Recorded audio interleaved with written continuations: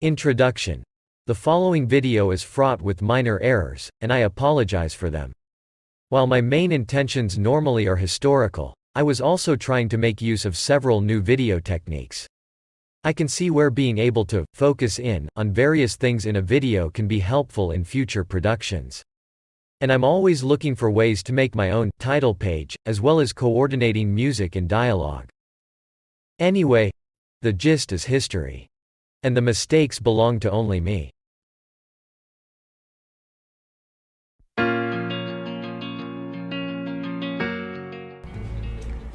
Hello everyone. I've been looking for this picture for a long time, well, a couple of weeks. I had it and then I messed it up you couldn't see what I wanted to show you on it.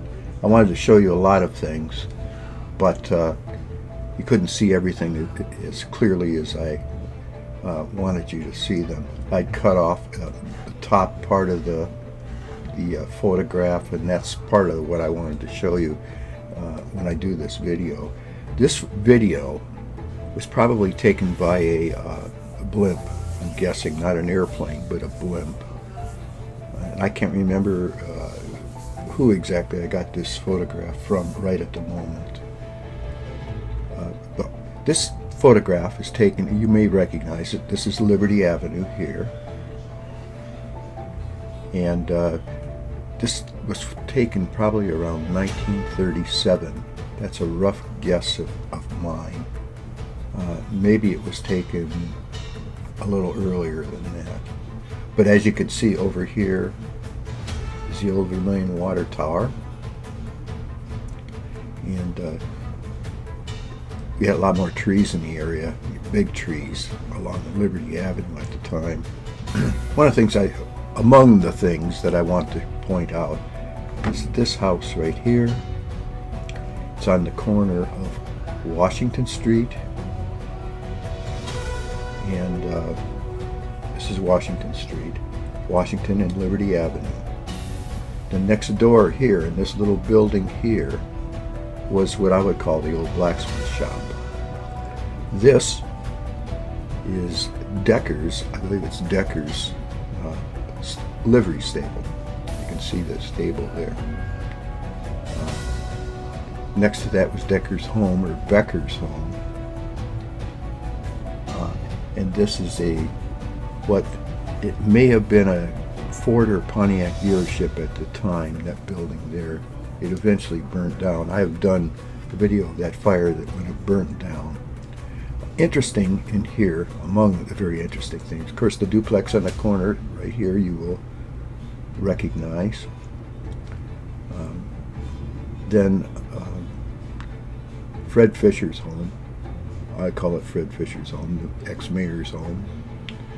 And what we know, most people in the 20th century knew as Sharpneck Chevrolet, but it was Waddy Stone's garage, and you can see the gas pumps out here.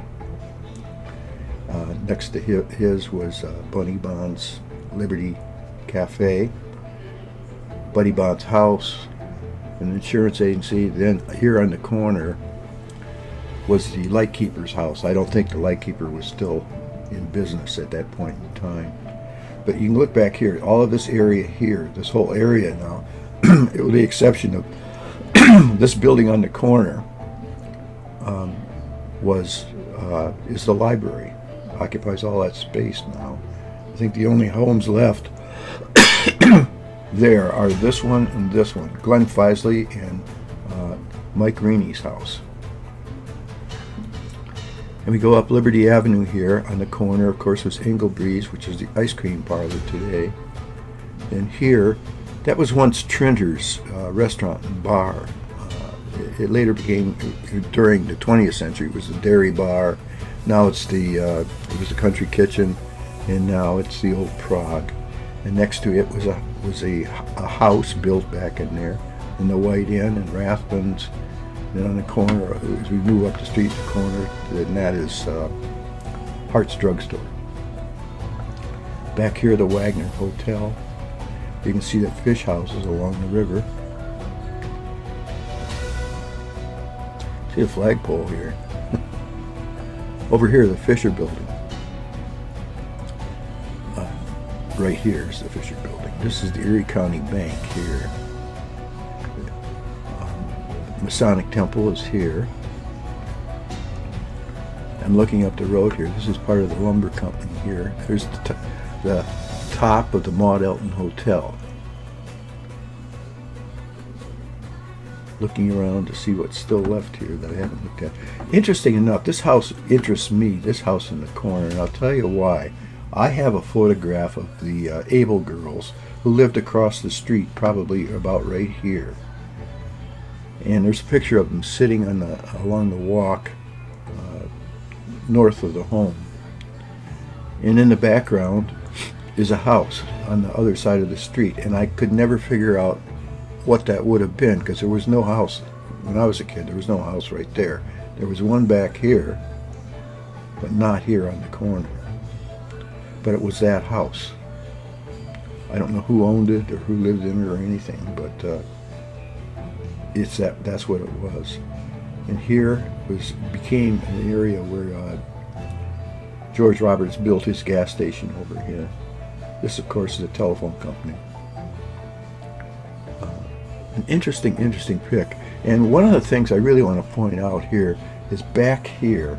This is the Vermilion Lagoons. And there's nothing there. Nothing I can see. I think there may have been one or two houses, but they would have been further over into the picture, and they're not in this picture. But wow, what a nice photograph.